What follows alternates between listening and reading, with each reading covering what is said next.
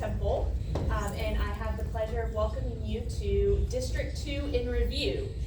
This is Dr. Zoe Grant, Councilwoman Grant's very first community forum.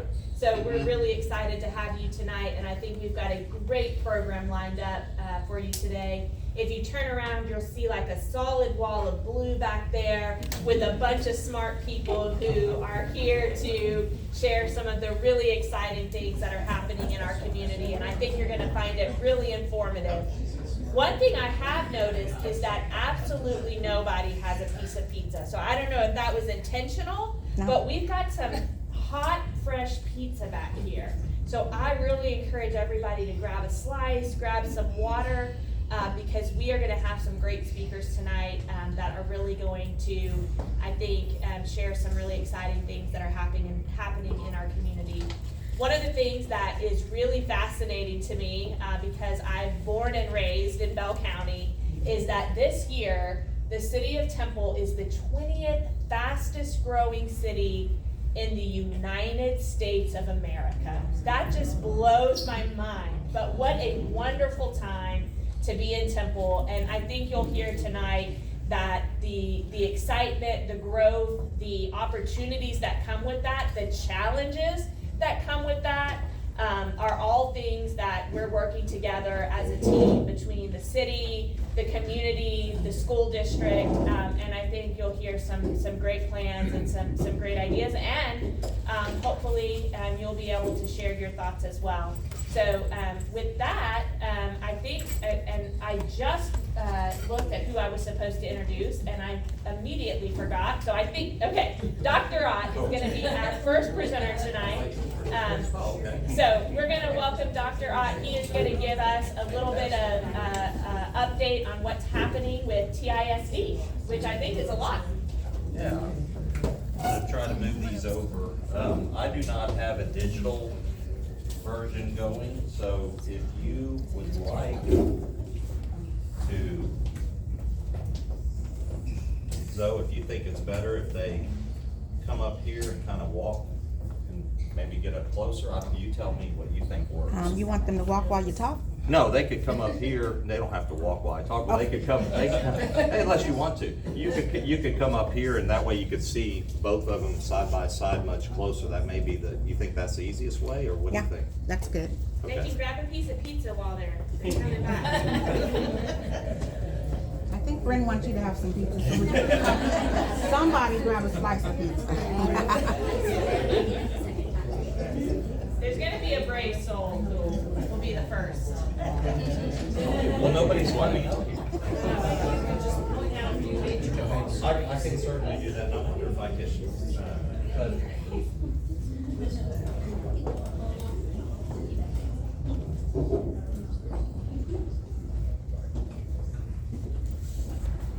Well, I'll just leave that, and then I'll hand these out. I don't know if I have enough. But if you can grab one and maybe share with a partner and pass it down. All right, that's helpful. Okay, well, thank you. I thought I was second, but I'll definitely go first. Thank you. So you have a handout that's being passed around. As you know, we are building a new elementary school, and that will be, yes, we are, Sampson Howard Elementary. Thank you. And it is on time to open in August of this year. And we're excited about it. It's a fine arts academy, which basically means it'll have theater in the elementary school, and all of our strings programs will also be housed at Sampson Howard. So as part of that process, when you open a new school, every school has an attendance zone boundary around it. Right, that's normal. And those that live inside the attendance boundary, that is their assigned school. So whether it's Western Hills, Kennedy Powell, Ray Allen, Scott, no matter, they all have a zone around it. So when you add a school to the system, you have to redraw the boundaries, right? And so we're in the middle of that right now. We had our first parent meeting last week, and it went extremely well. We have another parent meeting March 6th The timeline for this is and by the way, for those that were unable to attend the parent meeting, we have the actual presentation. It's not a static where it just has the slides. I'm actually talking and going through, it's recorded and it's online. And you also, the parents have an opportunity to give input online as well through QR code. So we had input at the meeting, we have hard copy, and they can do it digitally, okay? And so I'm gonna tell you the timeline, then we'll go through the maps, and I'm gonna talk through this document, okay? So the timeline is we will have all the input together right before spring break. And then what we do is we take all the input, we look at our two maps, and then if there are adjustments that need to be made based on input, which I assume there will be, we present both those maps, and the school board will select a map on April 9th. Because April 8th is solar eclipse holiday. Right? That's normally we have a board meeting. So April 9th on that Tuesday is when it will go to the board. Then after that, all families that are elementary families, they will receive a parent letter, and it will say, here's your assigned campus. And it will also have, and I'll go through that on here, process for transfer. And I'll go through the different scenarios so you'll understand, okay? And then we'll have more notification going out in June, July, and then we'll start in August with the new boundaries. So I'm gonna talk through, turn this on. This is map 1 and this is map 2, okay? Every color represents the zone of an elementary school. And they're the same on each map.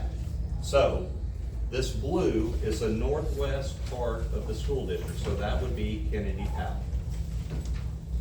This yellow here is Western Hills. Actually, I should have started. And then you go Kennedy Powell. This orange is Jefferson.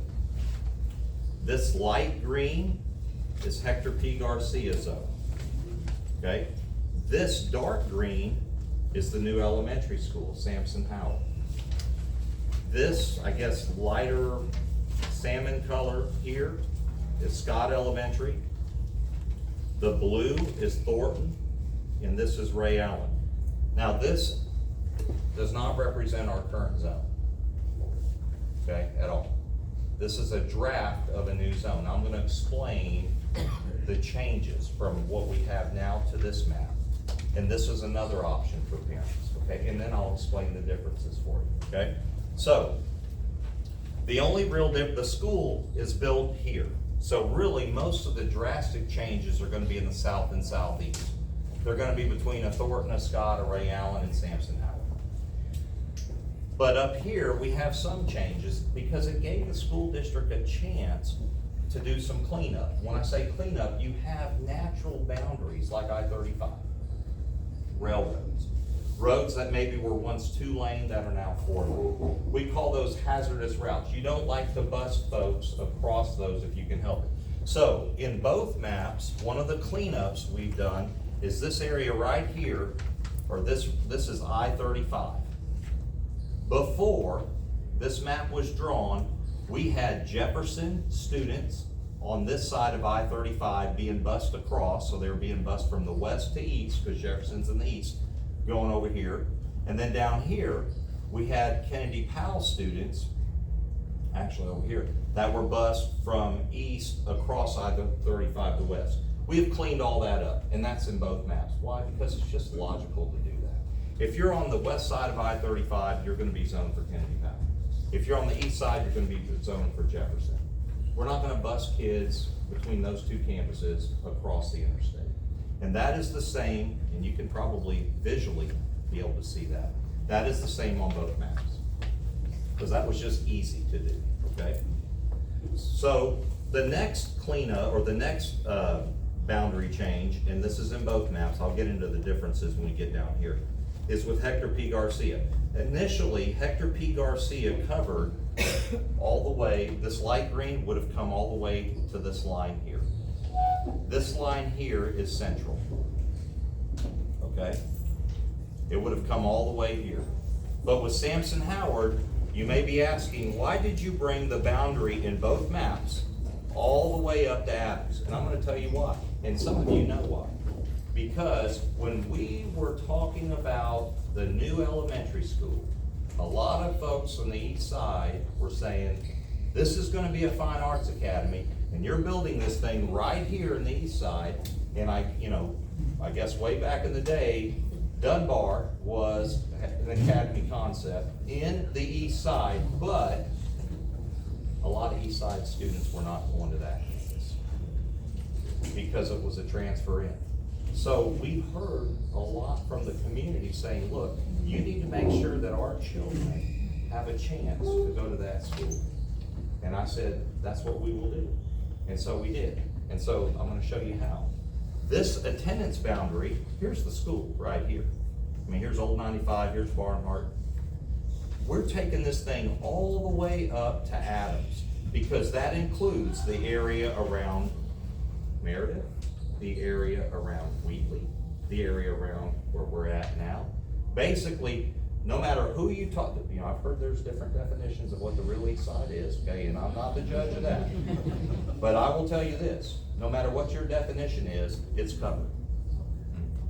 You understand? It's covered. Every single neighborhood in here is going to Sampson Howard. And that is their assigned school, and not only are they going, they're being bused. Okay, they're being bused. But that was a promise that we committed to with the residents. I've already shared this with Zoe, I've shared it with several, with the residents in the east side. And so we have honored that. So no matter what map is chosen, look, this goes all the way up to Central. This goes all the way to, no matter what map is chosen by parents, it doesn't change that fact, okay? Now, that campus, Sampson Howard, so now we're over here. This campus, remember, is an academy. So an academy means you're gonna have a certain amount of transfers in. So we're gonna do a 20% transfer in. So what that means is you have to draw a zone that only takes in 80% of what would fill that school, because then it allows for 20% to transfer in.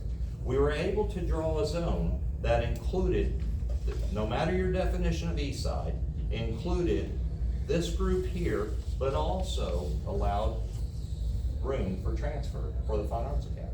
So you have a balanced school, and that's the best education environment, to have a balanced school, okay? So, no, go ahead. But it's gonna go with Meredith Dunbar, that's gonna take away from that. It will not. Meredith Dunbar is a pre-K center. So all the students there are It pre-K. used to go up to fifth.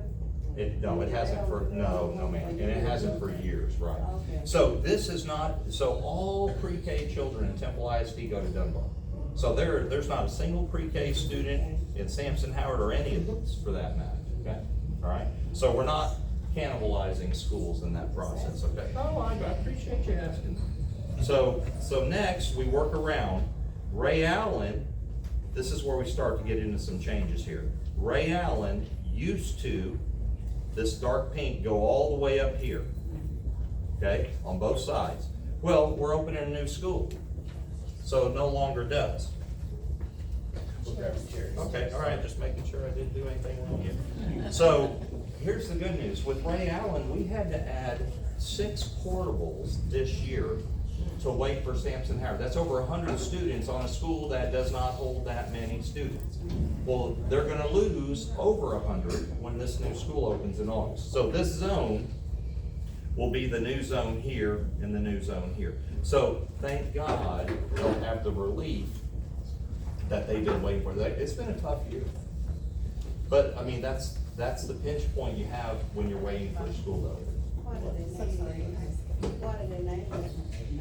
Somebody. Sampson? Cornelia Sampson was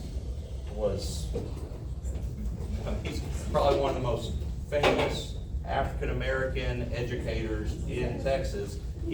Cornelia Sampson was a principal, he was a coach, and he was a teacher at Dunbar. And in addition to that, he was also a gentleman who fought for civil rights and education on court cases at even the federal circuit level.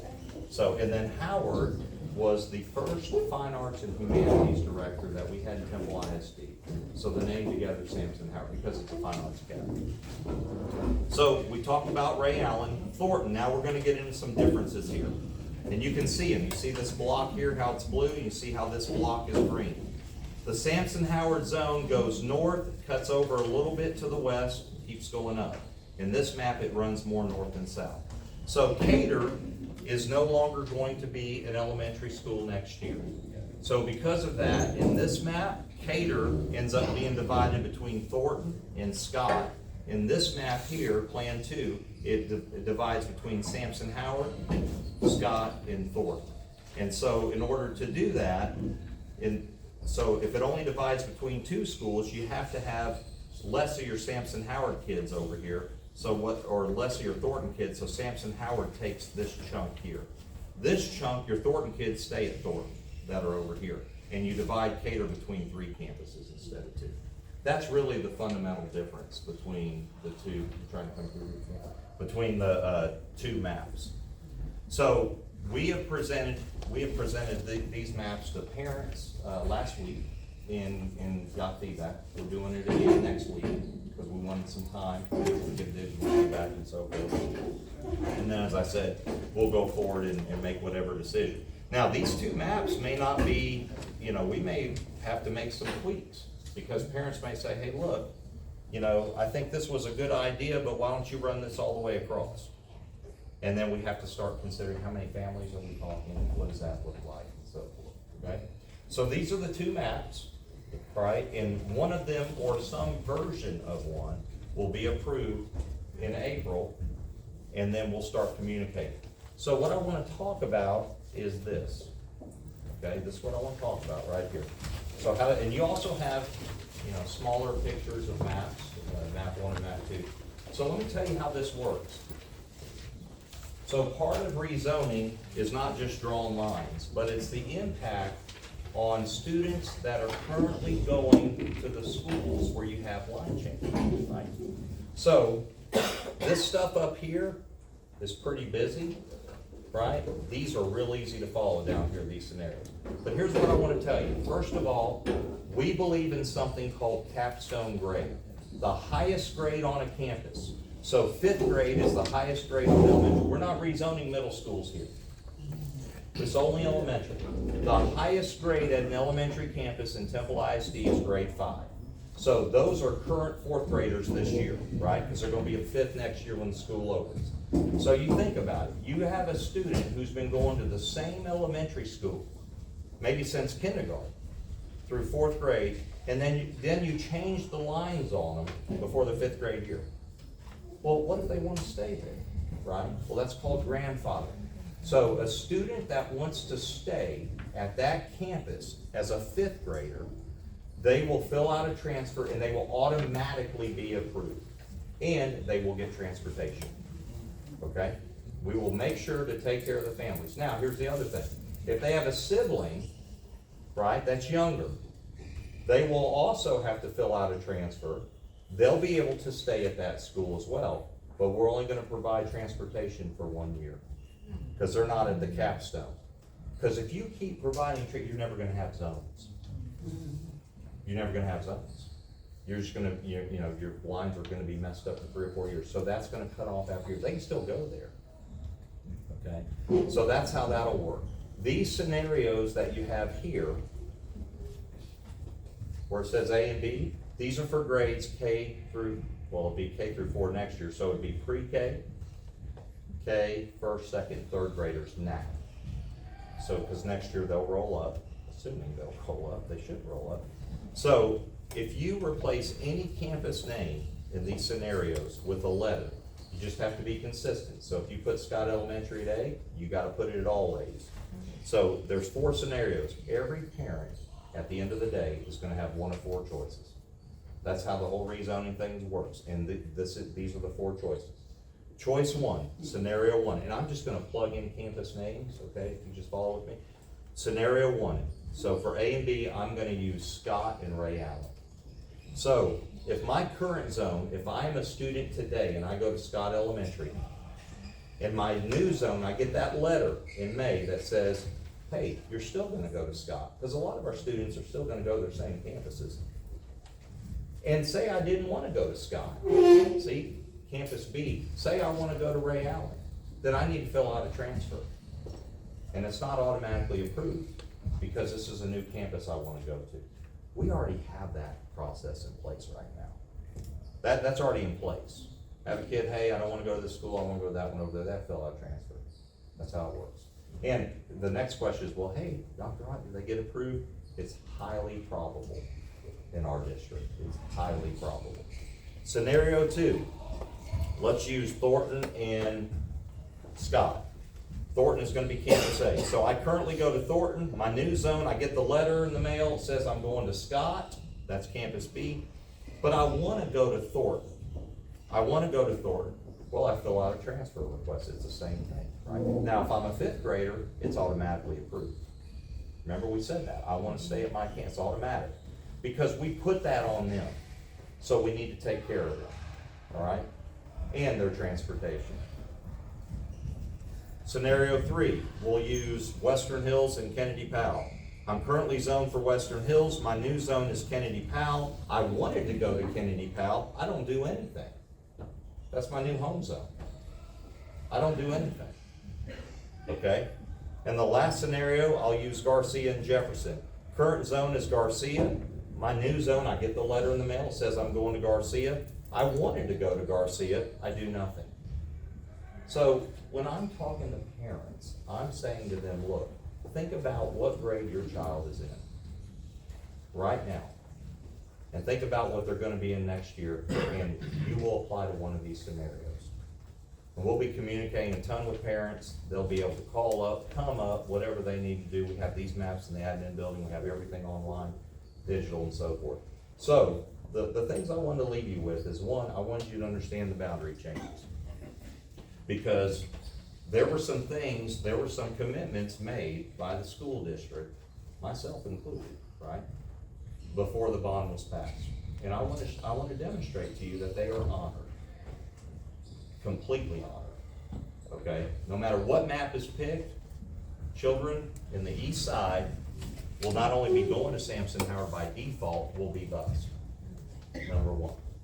No matter if it's a fine arts academy or whatever, okay? Second thing I want you to see is the process. I want you to understand the timeline, we're working with parents and so forth, very transparent. You can get online and listen to the presentation and so forth, the reasons why we rezoned, everything's on there.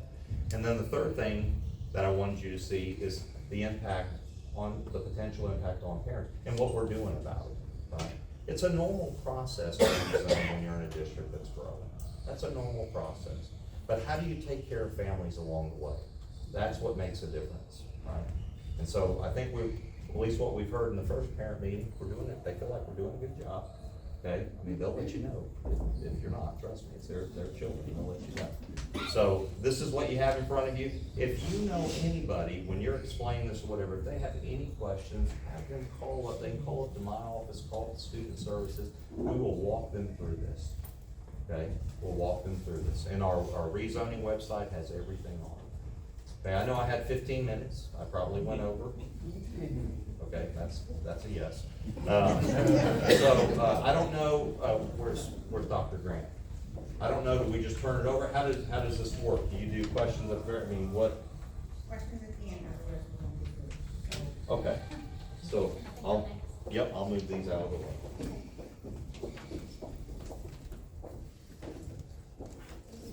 You bet, of course.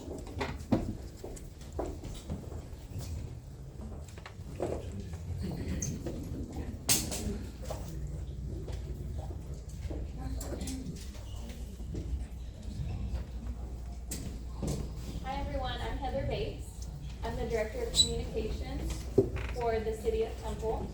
And I have just a few brief slides. I'm going to go over a few things. One is how to stay connected with the city. So we have various things you can do. Follow us on social media, newsletter, things like that. So I'm going to go over those.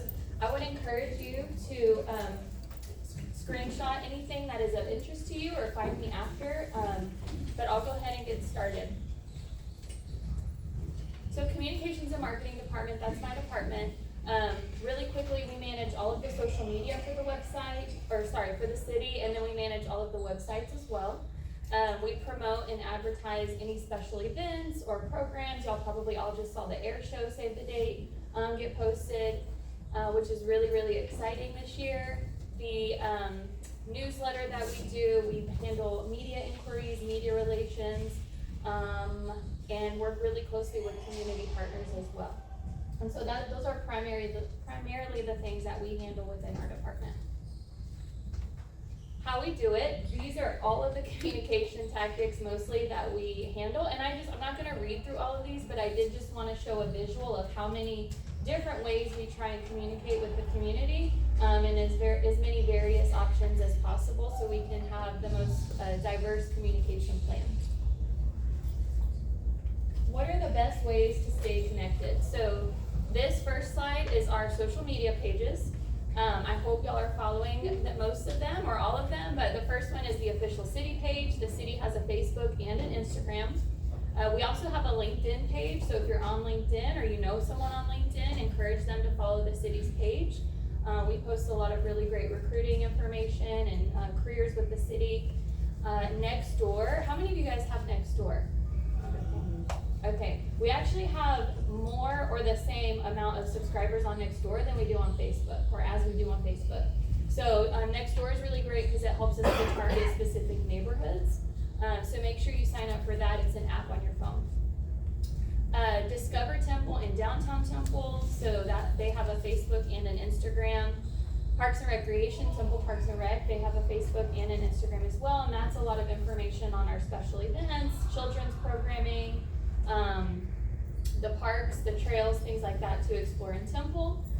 And then the police department and the fire department, PD has a Facebook and an Instagram, and then our fire department has a Facebook. And I hope that you're following both of those pages. We post lots of public safety tips on there, any media releases that we have for those departments, and then other community engagement topics as well. And then the Temple Public Library has a Facebook, and they post really great content about again, programming for youth, adults, lots of events that they do as well. So I encourage you to follow all of these really great pages. For the websites that we manage, of course, the city's main page, which is templetx.gov. We manage discovertemple.com, which is primarily for visitors, but really and truly locals, if you want to know what's going on in Temple, what's coming up. There's an events calendar. There's a lot of really great things on there. And then downtown Temple information is also on that page. Templeparks.com is, like I was saying earlier, with children's programming, adult leagues, lots of really great opportunities for recreational activities on templeparks.com. Temple Public Library, their website is exploretpl.com. They do a really great job of keeping that updated with lots of library events. They have volunteer opportunities for the library, so a lot of really great stuff on that page.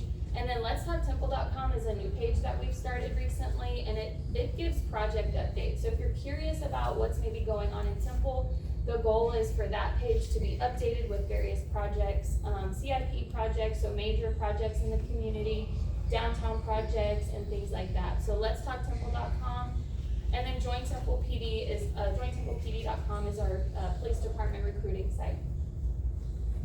And I hear they're hiring, so you know anybody who's interested. Other forms of communication. So the city newsletter goes out to about 42,000 residents right now. So if you're not already subscribed, I encourage you to subscribe. We send those once a month, and it is full of a plethora of city information. Really anything that you would want to know should be in that monthly newsletter. To sign up, you go to templetx.gov/e-news. And then there's check boxes where you can say I'm interested in these things, so you don't receive newsletters on all the things, because we do various newsletters. Text Temple, which is if you're interested in promotional text from the city, like the library's doing this really new great program. There's this neighborhood cleanup going on. We use Text Temple for various things as well, and that's how you enroll there, by texting Temple to that 888 number. Of course, we work really closely with our local media to share any of the city's messaging, and then our community partners, we work really closely with them to help share our messaging as well. So just about 3 or 4 slides on additional resources that I hope you all find helpful.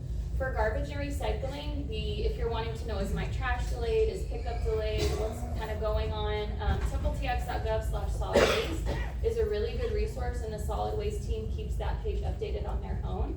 So it should be up to date by the day. And then Helping Hand program is a really great program that Solid Waste does. So if yourself or you know a neighbor or friend or family member can't get the bin out to the curb, and they have issues or challenges with that, then this is a great program. I believe all they have to do is provide a doctor's note, and the city will grab the bin and put the bin up as well for them. And then with your utility bill, you do get 1 free landfill visit every month, and you just have to have a safety vest, your ID, and make sure that your load is fully covered. So Transform Temple code compliance, I just wanted to make sure y'all had this information. So for any concerns, you can call 298-5670 regarding code compliance. We have a really great resource through Transform Temple called the Tool Library. Have any of you utilized that or heard about it? Okay, great. So it is, it's just like a book library. You do have to be a member of the Temple Public Library to utilize it. But basically this is actually a picture of the tool library, so there's various tools that you would have access to. And you handle that agreement through the Transform Temple office, and it's actually that same number for code compliance if you wanted to call them and get more information. And then they also have a tool trailer, and they work really closely with housing and community development. If you're interested in hosting like a neighborhood cleanup, I believe you can rent the trailer and they bring the tools to you. And I think lastly is for any water concerns, just wanted again to make sure you had these important numbers, 298-5611 for if you suspect a water leak or a water outage. That's the number that you would call during business hours. And then after hours is the 217-4153 number. Again, if you suspect any outages or leaks. And then the utility business office number, I'm sure you're all familiar with that. But if you have new service or if you want to pay your bill, you can do all of that at those websites there. And then 298-5616 is the number. And that is all of my slides. But oh no, we're saving questions till the end. If you haven't got pizza, I'm personally offended. Oh, nice. Okay, perfect. And then I think after me is Chief, right? All right. I'm sure you all are very familiar with Chief Shawn Reynolds from our police department. Thank you. Let's keep the pause to a minimum. Okay. How is everyone tonight? Doing okay? It's great to see everybody. So many friends in the audience. Chief, you're gonna have to use the buttons on the laptop. That does not work. Okay. I don't like to stand still. I'm sorry. This is gonna be very challenging. Thank you all for being here tonight. We did this last year, the year before. This is a fantastic turnout, so glad to see everyone. My name? Shawn Reynolds. And yours? So, I want to start with our mission statement, right? And I still feel like the new guy in town. If you look back there in the room, there's lots of folks who are here a lot longer than I have. As of June 1st this year, I've been here 4 years. So, I'm still a rookie when it comes to Temple. But one of the things we did originally, when I first got here, was I would sit in front of the officers all across the department and I'd say, what's our mission? And what do you think they told me? It wasn't this. I'd hear arresting bad guys, investigating crime. I mean, they got pieces and parts and components to it, but couldn't get it all into one statement. So we spent about 8 months working on this, protecting, serving, and working in partnership with our community to prevent, reduce, and solve crime with integrity, honor, and dedication. So protecting and serving, anybody ever watched the 1 Adam 12? Right, all of us. So we grew up with that. And in partnership with our community is perhaps the most important piece of this, right? We can't do it by ourselves. We can't be everywhere. We can't see everything. We absolutely need your help and support to prevent, reduce, and solve crime with integrity, honor, and dedication, which is how we should be doing it. But our work starts here. Relationships, trust, and communication. So my folks are tired of probably me hearing about that all the time. Starts with a relationship. Have you ever had to cold call a place because you needed some business or needed something taken care of, or maybe you had a problem with your credit card or your bill? How hard was it to get something done? But if you knew somebody there and you could ask for somebody by name that maybe you met at a conference or a training or something, was it much easier? Our work starts here. Everything's built on relationships. Relationships lead to good trust. Trust leads to good communication, even when you have to have difficult conversations, right? So those are really important. Okay, how many of you knew we are a TPCA accredited agency? 1, 2, 3, couple. What does Right? that mean? Man, it is a rigorous process to be accredited. TBCA, what does that mean? Texas Police Chiefs Association. So they come in and audit us from top down and bottom, look at policies, procedures, look at proofs, compare us against what we're required to do to meet there. We were accredited actually in February of last year. All right, so let's talk a little bit about crime. This is all District 2 data. So if you go back here to look at, we've got 5 years worth of data. So 2019, really no change from 2019 to 2023 as far as homicides. Rapes, you're gonna see just a slight increase. But one thing to keep in mind, or sexual assault cases, if you will, NIBR's made a definition change, so they now have more items going into that bucket than we've had before.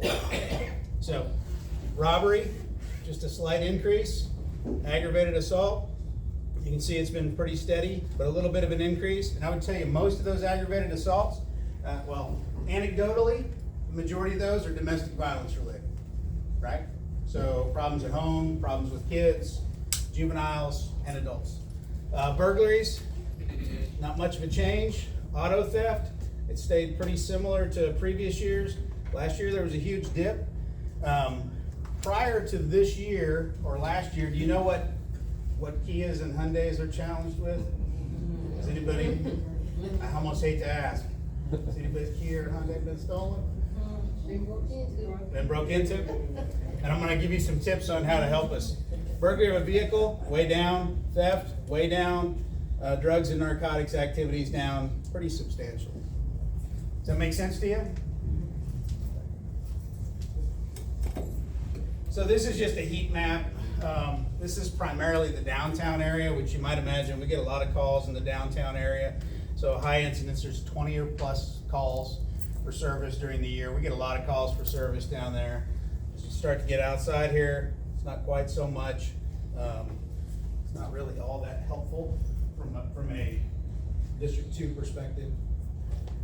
And then Part 1 in drug crimes, as we look in the council district again,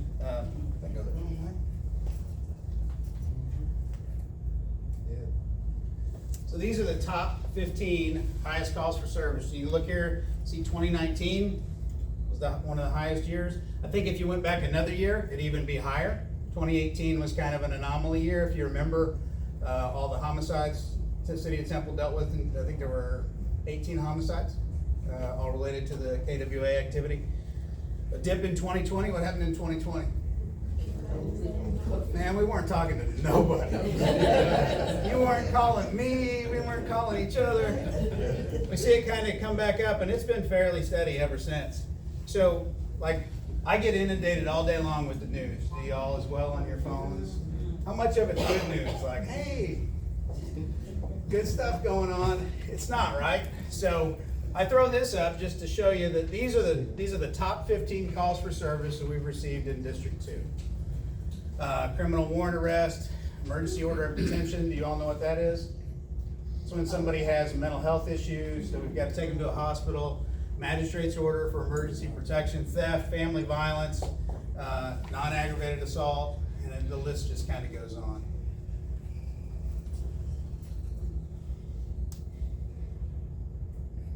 And then police calls. These are the police calls for service in the district. You can see they've dropped off by about 4,000 from 2019, but still pretty consistent through 2020 through 2023. 911 calls, traffic stops, meets complainant, citizen contact, welfare concern. assault, sexual assault, suspicious disturbance, traffic accidents, area checks, that's generally us trying to be proactive and checking certain areas out, theft, civil, admin duties, alarm, and disabled vehicles. All right, so in October of this last year, we did a soft launch on what's called My 90.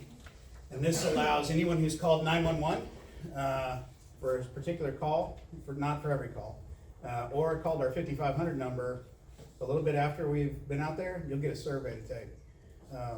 And I will tell you, as a police chief launching a survey for your police department, woo! I was a little nervous, right? But these are the results. This is almost, I think, 2,600 respondents have come back. And they say, based on your interaction, how do you view the Temple Police Department? 91% of those that are filling out the survey, positive or very positive about the Temple Police Department. I think this is like 2 or 3 responses neutral, and then we have one very negatively. I think he's the same guy that on the survey said he wants to see less law enforcement driving around his neighborhood. I suspect he might be involved in narcotics. So when we drive by, we're driving down his business. So, and then the second part of the survey that I want to show you, this means more to me than anything else. 93% have a positive view of the agency. 97% felt they were treated with respect. 95% felt they were treated fairly. 94% felt they were listened to. 95% understood what they were being told. 91% had their questions answered.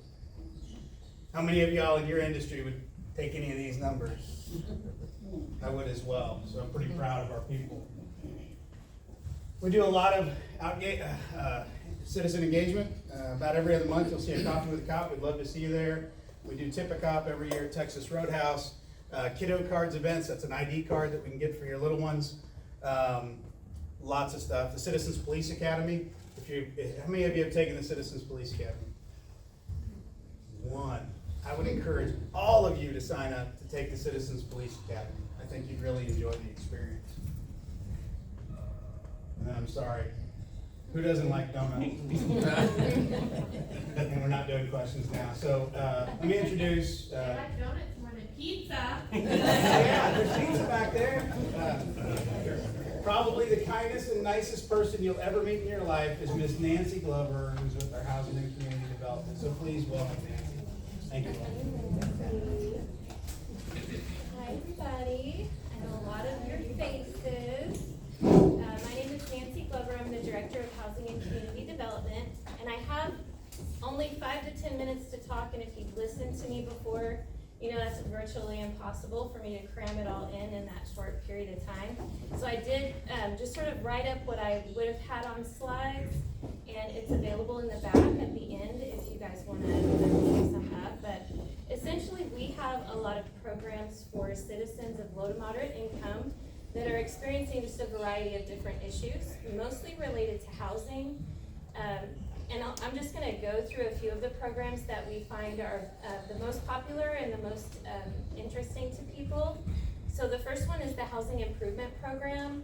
Through that, we're doing minor, urgent home repairs for citizens and just a variety of different types of repairs, roof replacements, foundation repairs. If you've got plumbing issues that are preventing you from having running water or hot water, we can help you with those types of things. Electrical, same thing. If you're having issues with your electrical and it's not servicing your home appropriately, or if it's causing hazards in your home, we can address those as well. You do have to own the home. We don't do this program for rental property. We do have some other programs that I'll talk about in a second that might apply to rental property, but this one's specifically for homeowners. And you also have to be current on your property taxes, or you can be on a payment plan with the county, and we'll accept that as well, but you do have to be current on your payment plan with the county. So once you give us a call, and the number's on here, and I also have some business cards in the back too, we'll schedule an inspector to come out and take a look at your home with you, and you can point out the things that are the biggest issues for you, and we'll do an assessment to see if those things qualify for the program or if we're going to be able to do them. We do cap assistance at $20,000 per client, so that really sort of dictates what we're able to address or not address. But we would love to be able to take a look at your home with you and see if there are things that we can help you with. If you have friends or neighbors that are experiencing issues like that, definitely send them our way as well. The next one I wanted to talk about is the Homeowner Assistance and Reconstruction Program. Through that program, we are literally tearing down and rebuilding substandard homes, again, for homeowners. These folks that have qualified for this program have gone through the housing improvement program, and we found that the repairs that they need are far greater than the value of the home. So it's just better, it's less expensive to just tear it down and rebuild it. So this is through a grant through the state, through the Texas Department of Housing and Community Affairs. It's completely free for the client, and we just completed our 4th house, and it's wonderful. We've got actually, I think, 2 in Zoe's, maybe 3 in Zoe's district. One on 24th Street, another one on 10th, and then the one that we finished just recently is on 25th Street. We finished it last week, is on 25th and Central. They're just absolutely adorable little houses, and we've just really enjoyed doing that program. So again, that one is you've got to own the home, and you have to be current on your property taxes, and there are a lot of other things that you have to do to qualify for that one. And we do have quite an extensive waiting list, but don't let that deter you. If you feel that your home would qualify for that program, definitely reach out and we'll see if we can put you on that waiting list.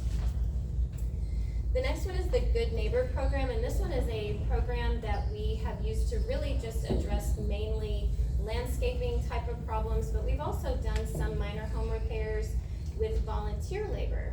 So if you have friends or family that are disabled or just simply don't have the ability to keep up with their lawn work, we can connect that individual with a volunteer, and using the equipment from the tool library that Heather mentioned earlier, we'll provide that lawn care for them completely free of charge. And we'll set it up throughout the growing season, so that program runs from April through October.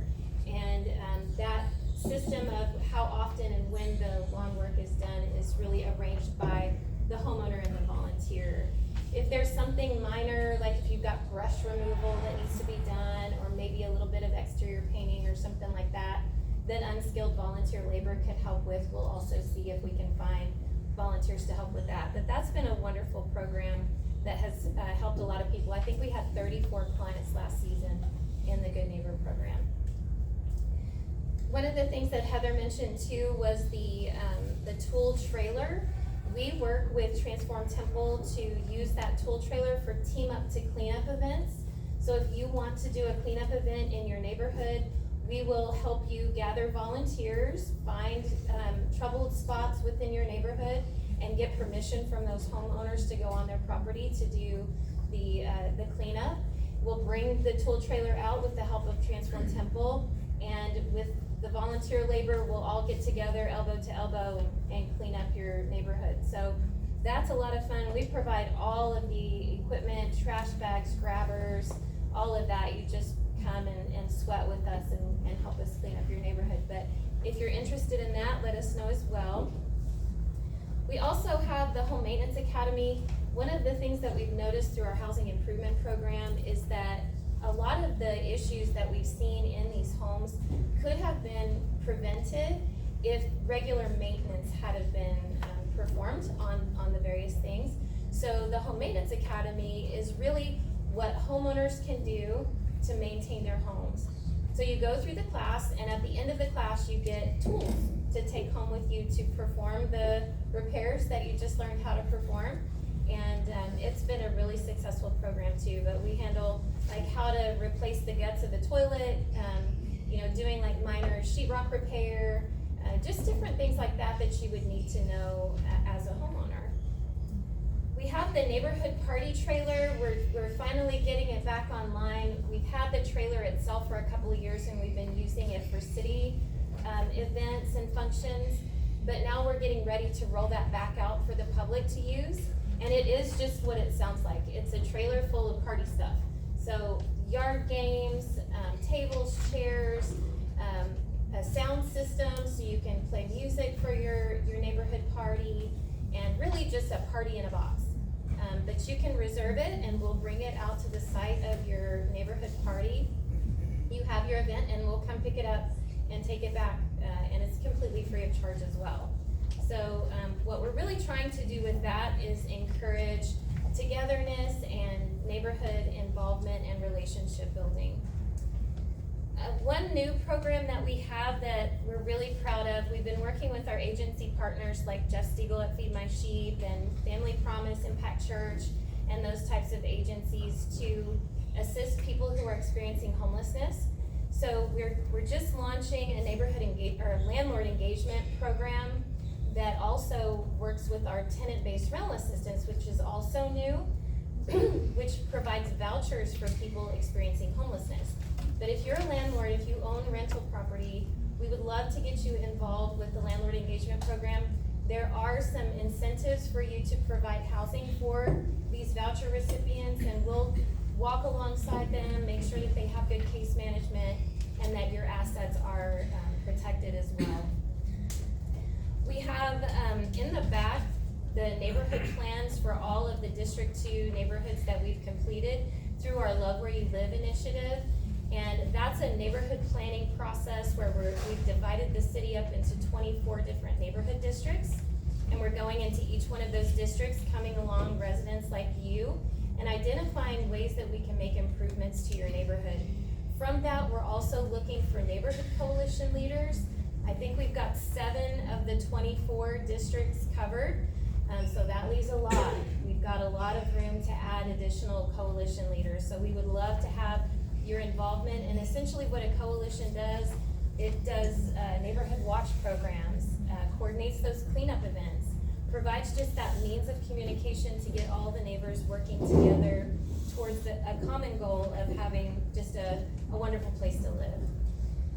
And last but not least, on the bottom of the handout, if you grab one, we've got all of our upcoming events. We have a few cleanup events that are coming up.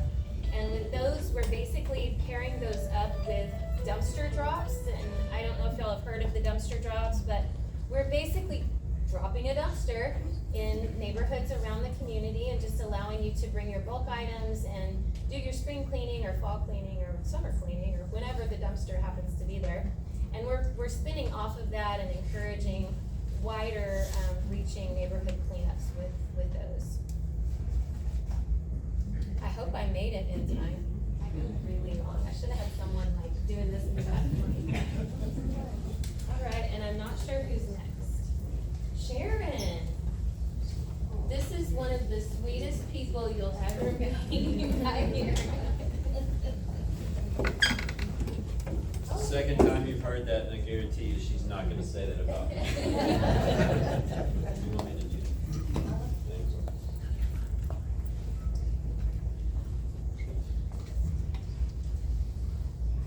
Hi everyone, my name is Sharon Sesler. I'm a senior project engineer and I'm the engineering division of Public Works. Also with us is Don Bond, Public Works Director. Engineering division as a whole probably manages 22 projects in District 2 alone. I'm not gonna go over all of them. I'm only gonna touch on the CIP, the Capital Improvement Program projects that are funded through transportation and utility revenues. First, with our utility projects, we have Avenue G Pump Station. I'm not gonna read through all of it, but it's an existing pump station behind the Go Party House. What we're doing is we're building the new pump station, and once that gets online, we'll abandon the existing pump station, but the building will still remain for storage. This pump station basically will double our capacity for the area. Lorraine Avenue to Tower Road, it's a 16-inch water line extension. It serves the Synergy Park area in the east, southeast part of town, near, if y'all know where the Temple Power Plant is, off the loop. So it's right behind in that back area.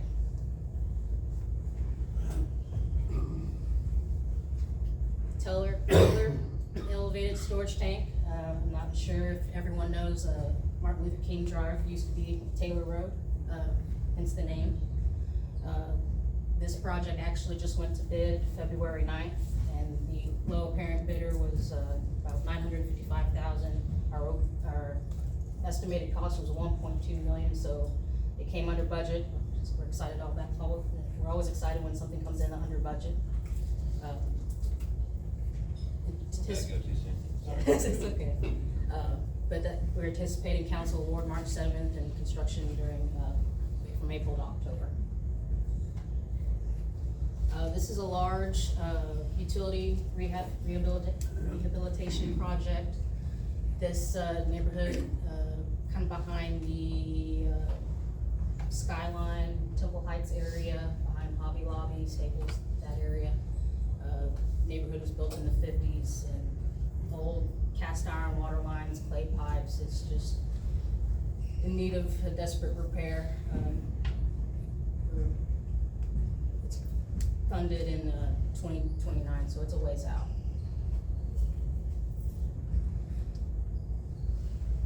Knob Creek Trunk Sewer, this project's broken into 4 phases. I'll talk about the first phase here after this slide, but here we have the dozer treatment plant with phase 1 going through Crestview, up towards Houston. Phase 2 kind of going through the historical district area. Phases 3, it's kind of like a relief from Dozier, kind of cuts through Wilson Park Rec and connects back to phase 1, and phases 4 and 5 are kind of in the downtown area. So phase 1 construction is ongoing, started last summer, I believe. It'll replace 13,000 feet of clay pipe, and we're upsizing it. If you can see these pipes and manholes, that's an 8-foot diameter manhole and a 42-inch diameter pipe, so serious capacity. Scheduled to complete in September of 2025. Go back to the phasing. Phase 1 is rather lengthy, so we're estimating it to take about 2 years. So phase 1 is all those big piles of pipe and sand in front of the elementary school, right? Right. Lower Knob Creek Sewer, it's to serve, kind of just south of the loop. In the top corner, you have a Tractor Supply. There's a lift station, right next to it. And with this sewer line, it's, to abandon that lift station and bring flows down. There's a new elementary school, Sampson Howard, currently built. A recent project, we constructed Blackland Road with a lift station, so the new sewer will connect to a new lift station here and pump it west.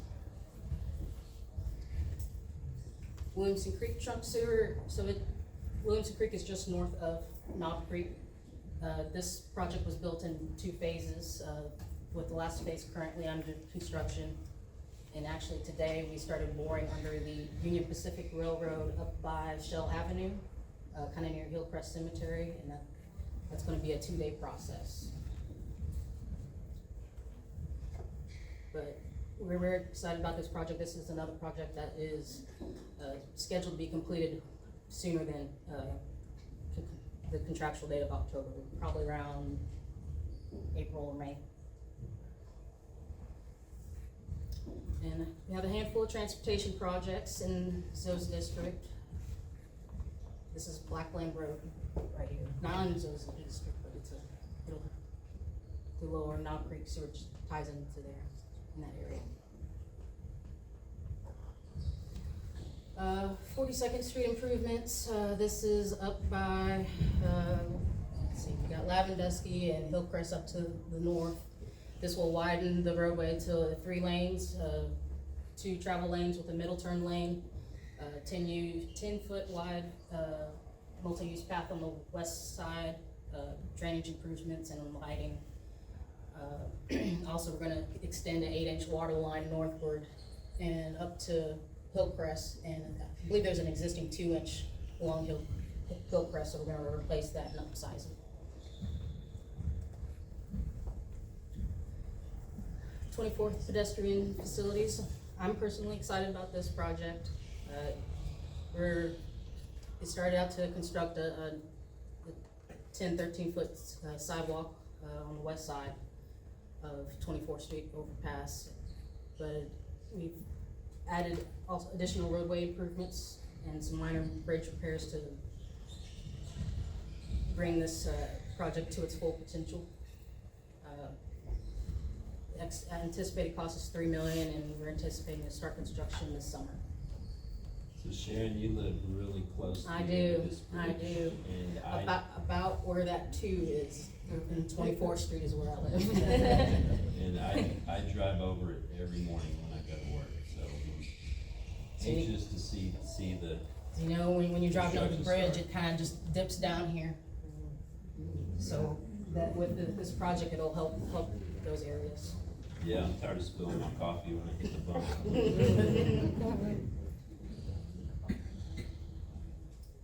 And continuing on, we're gonna extend Henderson Street all the way down, connect to the 24th Street and Avenue and intersection.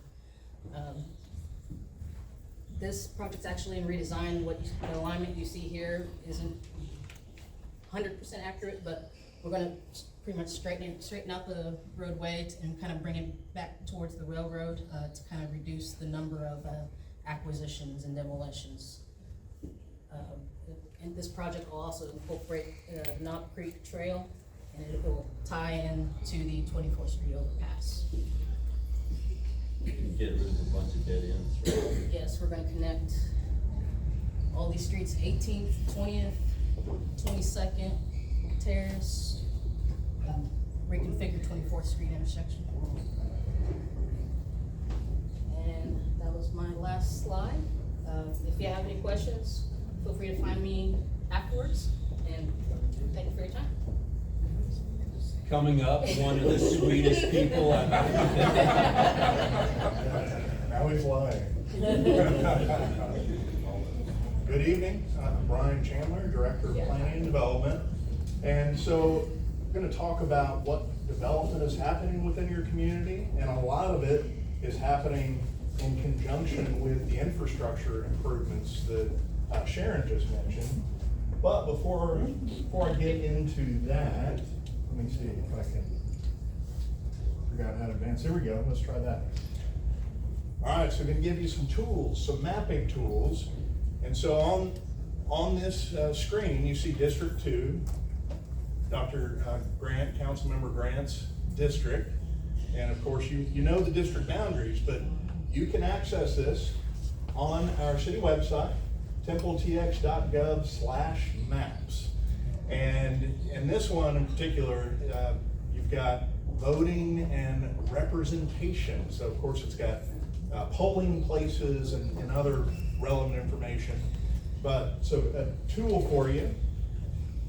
But this, it's actually called, I think, Temple City Map. When you go to, there are a variety of maps on the website. But it also includes development information, so permits, zoning cases, so not to be confused with Dr. Odd, what he was talking about, zoning for school district boundaries, but zoning related to land use.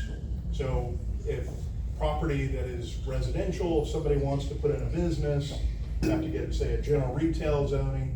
You've seen some of these signs in the community, they used to be yellow. Thanks to Heather and her team, they've made them look a lot better, and we don't get calls like from realtors and as many, but now they're red, white, and blue, and they're lovely signs, but you've probably seen them in the community.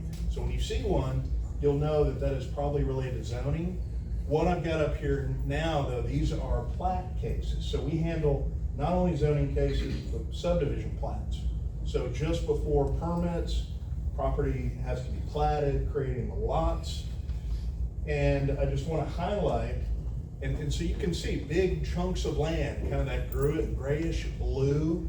Those are recent subdivision plats within the District 2 community.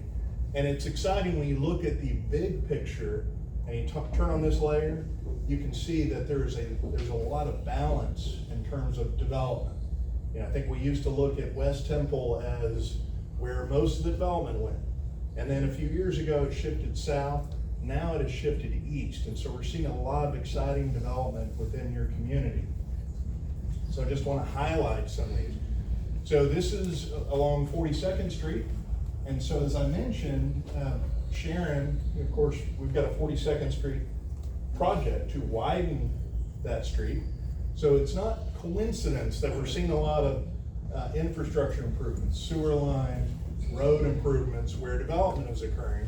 But of course, we don't put in the roads before, when, the roads are there, but in terms of improving them so that they can accommodate the new growth, we often have to work closely with the developers and do a cost share.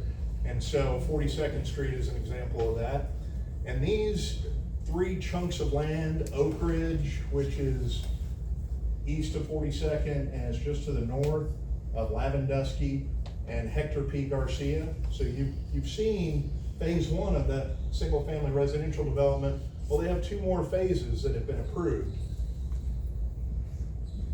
And then you have what is called North Creek, which has not started development yet, but they have a plat, permits, will move forward, and I think they certainly want to coordinate that development with the 42nd Street widening and sidewalks that Sharon talked about.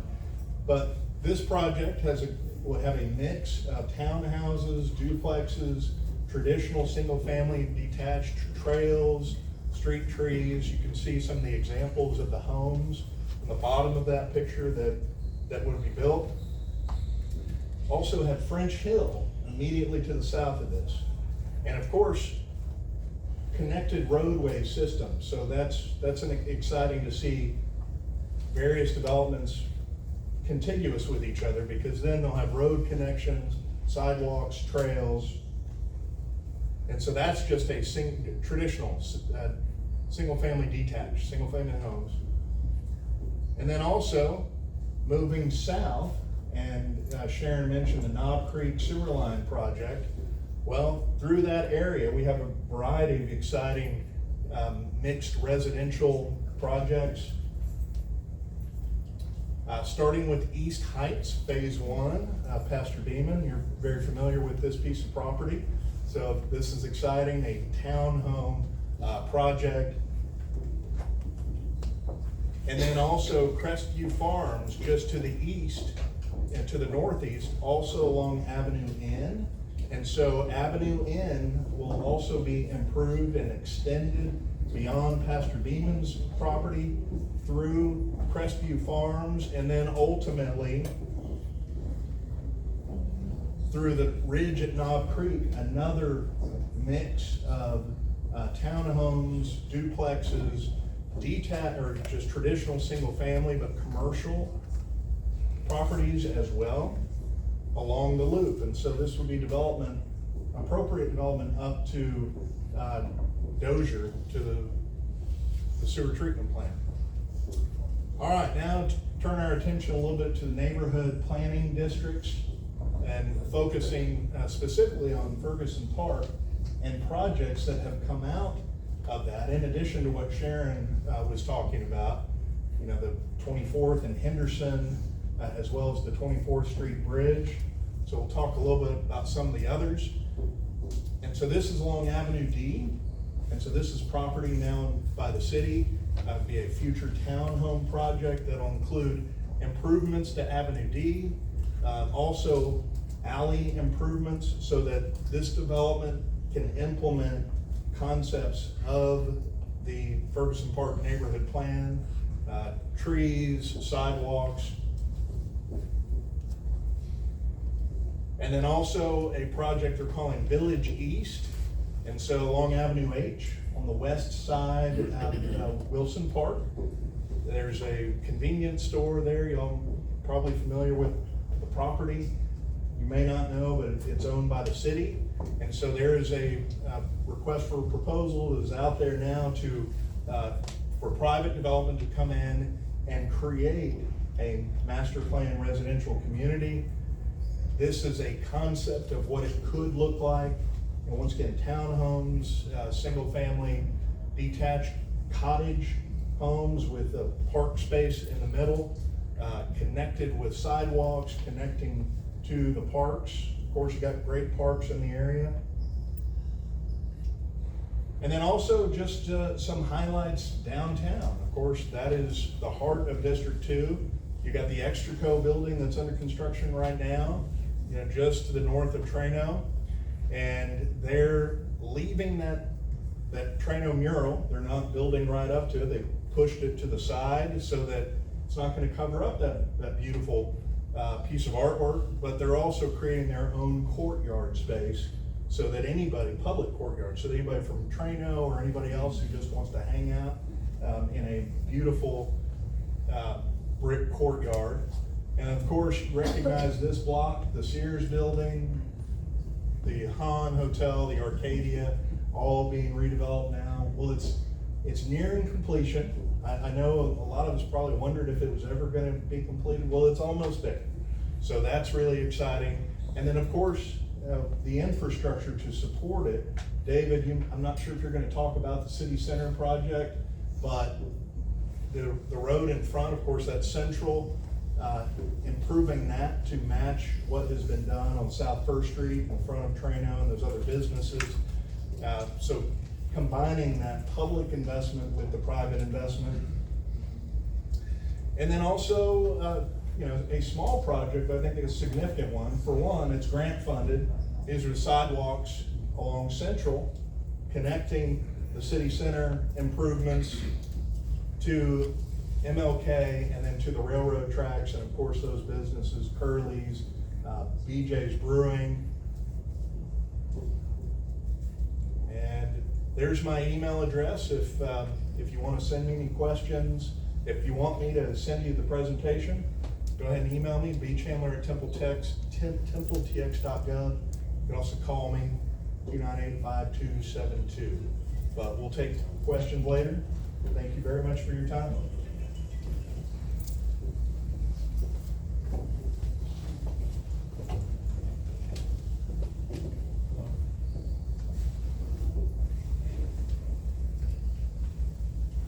All right, good evening. My name is Deckman. I'm the Senior Transportation Planner for the city. Brian covered some of the downtown stuff that David Olson was going to cover, so to keep this moving, pun intended, I'm going to give you a quick update on I-35 and I-14, what's going on with the highways. So I want you to take one thing away from this. There's 3 chunks of I-14 and I-35 that are coming down through the funding channels. Can't say precisely when, but it's probably going to be upwards of $750 million. There's 3 pieces. One is widen the section between Temple and Belton that we all know bogs down every day at 4:30. That's going to get widened to 8 lanes. Add some capacity. I'm not saying that it will never bog down again, but having that added capacity and maybe changing some of the on and off ramps will keep that moving. The second part is direct connect ramps. So when you come down Loop 363 in the afternoon and you have to get on the frontage road, stop, wait for the light, make a left turn, wait for another light, go down the frontage road, try to get on that section of Midway, which, oh, by the way, is a parking lot. Have some direct connect ramps so you have free flow movement all the way down. Saves that traffic backing up all the way into the frontage roads. So that's a key part of it. That's something that's been talked about for years. The money was never there. There's a lot of federal transportation money coming down into this region, that we're trying to take advantage of that working with TxDOT. And then the last one, coming from the loop and heading out towards Heidenheimer and Rogers, is expanding 363 where it's already an expressway and very close to interstate standards. Just finish the job, take it all the way over. Now, who's paying for it? That's the key question. What they're looking to do is what's called design and build funding. So your traditional engineering method, and the engineers in the back, try not to cringe too much because I'm going to oversimplify this.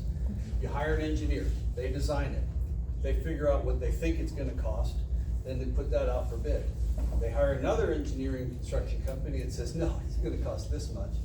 The bid gets awarded, they start construction, and as we know, there's overruns, there's problems, there's hiccups.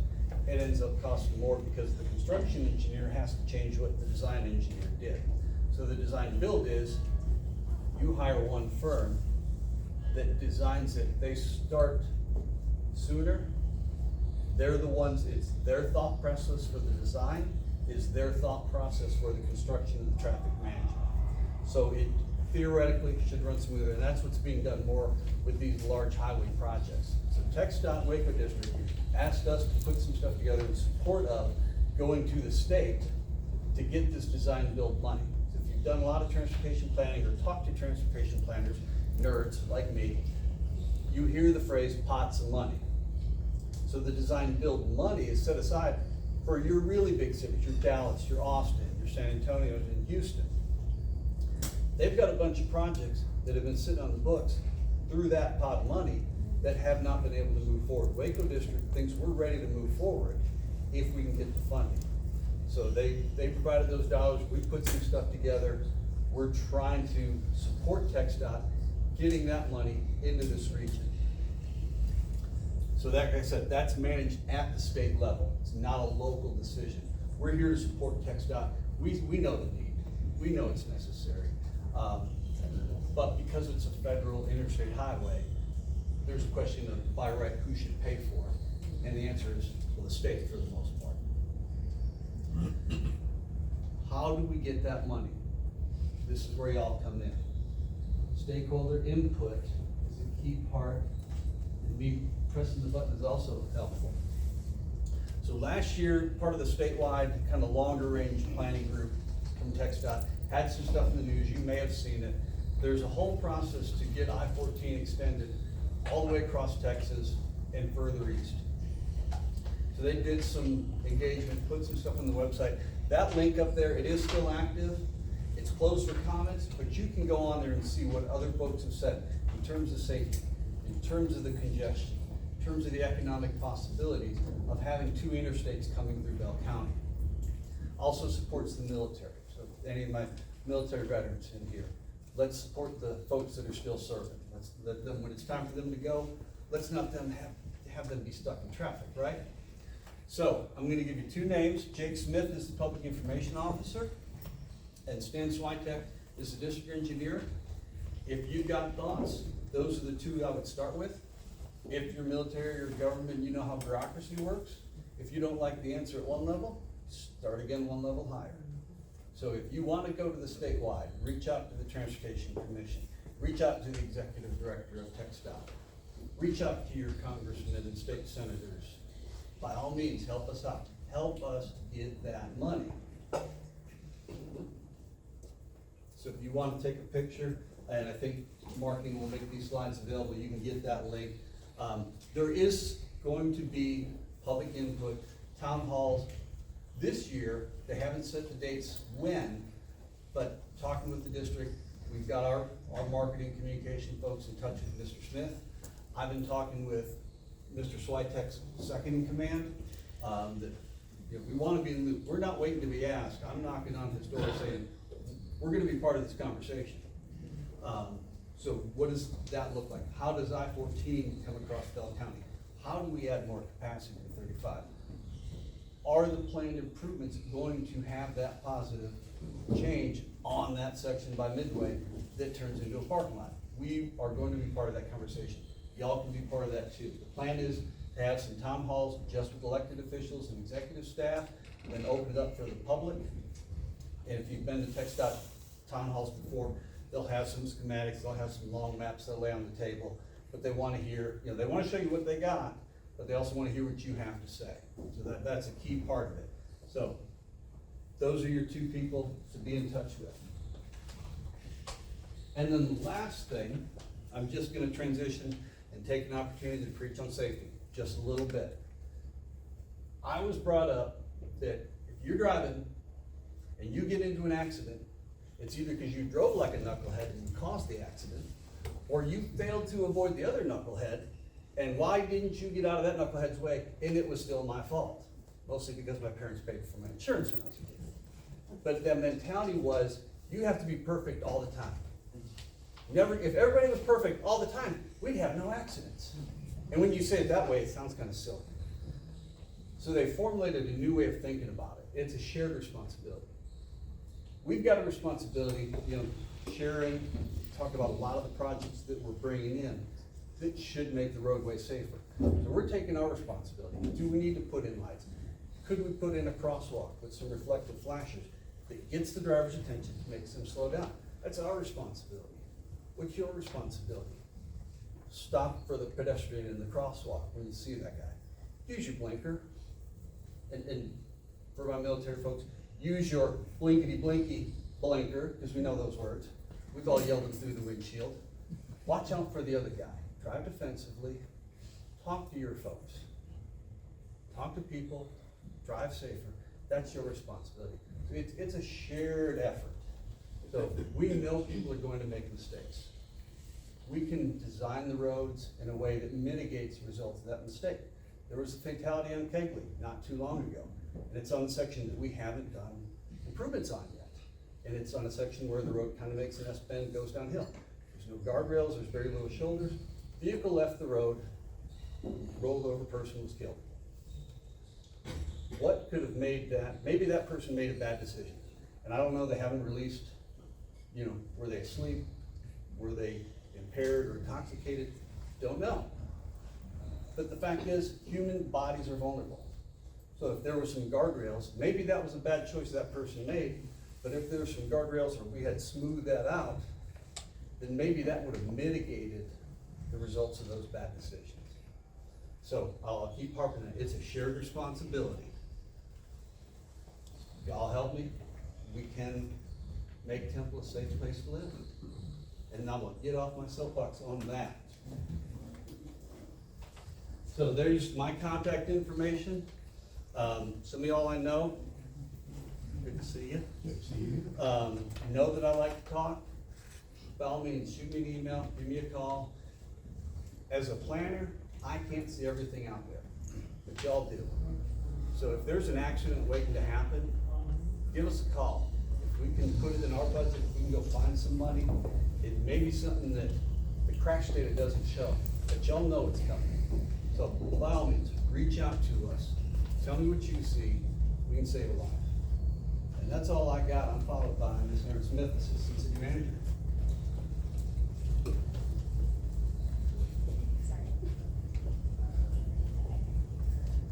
So I'm here to talk about the Santa Fe Community Market, but I want to say something just very quickly. Sharon did an amazing job in talking about some projects that we have going on in the Crestview neighborhood. And we also have another project coming way where we're starting design plans on 14th Street Trail Project. And these projects actually culminated from the neighborhood planning efforts that we did at the city, and so a lot of feedback from the residents. So we will have a trail system with these three projects that will extend all the way from MLK to Adams Avenue.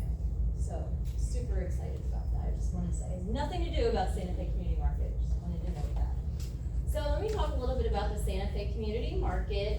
This is the former Temple Feed and Supply. You all know it was located in downtown.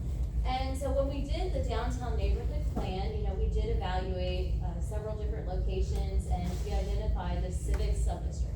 That subdistrict is the majority of where you have your downtown shopping and dining opportunities.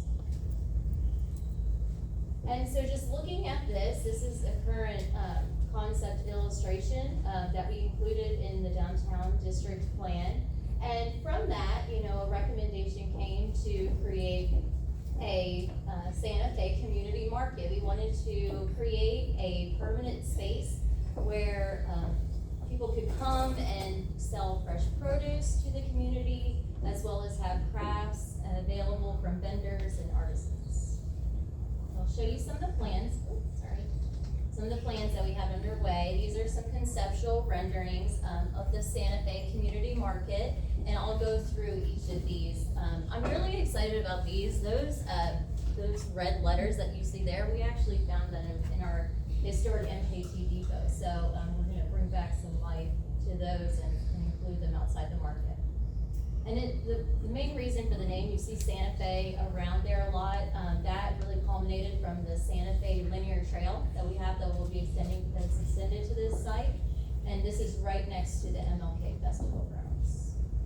So here is an aerial image of what you will see here. So I'm gonna point to a few things. So what right here is, what we'll do is have a retail anchor space. So someone can come in and rent that, sell, you know, it could be a restaurant or fresh produce and have a current operation there at all times. Then we'll also have a covered area for vendors, and then we'll have an outdoor area for vendors. We'll have some restrooms in this area, and then this area will be storage for now. We also are going to have a stage area, so you can have some outdoor events and a little performance lawn where you can go out, and then the tree garden is a shaded area where you can go to cool off in our hot Texas summer heat. So here is a concept of what that open air community market will be. That's where vendors can be on a covered area, but it's still open air, it's not conditioned, but they can have a permanent vendor space there. I believe there's a total of 23 vendor spaces in that one. And then this is an idea of what we could do with the historic masonry building. We have some concepts that were drawn up by a muralist to show what those painted walls could look like. Here is that anchor retail shell that I was talking about. So some things, we're gonna have that as a retail shell so someone can come in and finish it out. And that can be something for, that would be compatible with the community market. And then here is an image of the entertainment pavilion. So what we are looking at right now is a policy and what we would allow for this space. So we could have some live music during the community market when that's open. And this could also be rented out for events as well to the public. But the idea is that this is a very open area and for people to come enjoy at all times. And that is my very last slide. Just really excited to get this underway. We are finishing up the construction plans for this now. And so what we'll do is when we're done with the construction plans, we will go out to bid and hopefully it'll be constructed soon.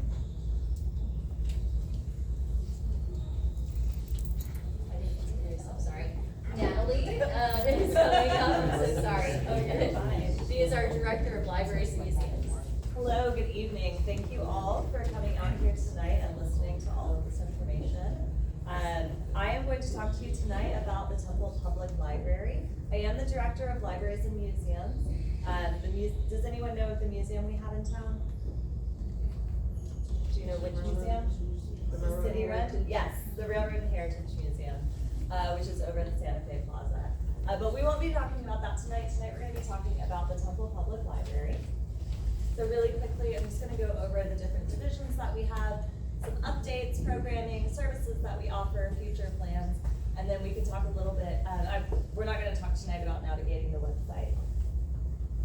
So the library is made up of 37 different employees that make up 7 different divisions, and we are open a total of 63 hours a week currently. We are open 7 days a week, so Sunday through Saturday. And the main divisions that people interact with are going to be our youth division, our adult division, and our outreach division. Some updates, so we do have some new staff. Since we took on the museum as well as the archives, we did add an assistant director as well as a facilities manager. And those 2 positions help in maintaining both the libraries, museums, all of the libraries, museums, and archives together. This is indicative of some of the programming that we have new and going on this year. So Healthy Eating on the Run was a program for adults that we've offered.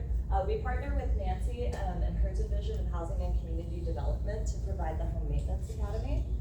We have the TBRI Parent Support Group, and that's a trust-based relational intervention, thank you. Support group that we do with Starry. Puppy Love is a therapy dog program that we have. Read Across Time is a new reading challenge that we have coming up for adults. Solar Art in the Park is going to be happening on March 16th at Santa Fe Plaza. We will have free solar eclipse classes. Please join us. And that is going to be outside in front of the Railroad and Heritage Museum and have a bunch of other vendors as well. So you can learn about the eclipse and get your glasses in time for April 8th. Temple Texas Tabletop is a gaming convention that we do every November for National Games Week. Wandering Reads is another program that we have coming up for adults. More programming. So Words in Progress is a writing group that we offer. We had an Eclipse art show earlier this fiscal year. We worked with the small business market, the Small Business Coalition market, when we had the partial eclipse. They were really glad we were there because we brought glasses, and then we brought in about 600 people to the market that day. So it was really busy. So we anticipate that the Solar Art in the Park is going to be a pretty busy event as well. Stories of the Stars is a program that we have in February related to the eclipse as well.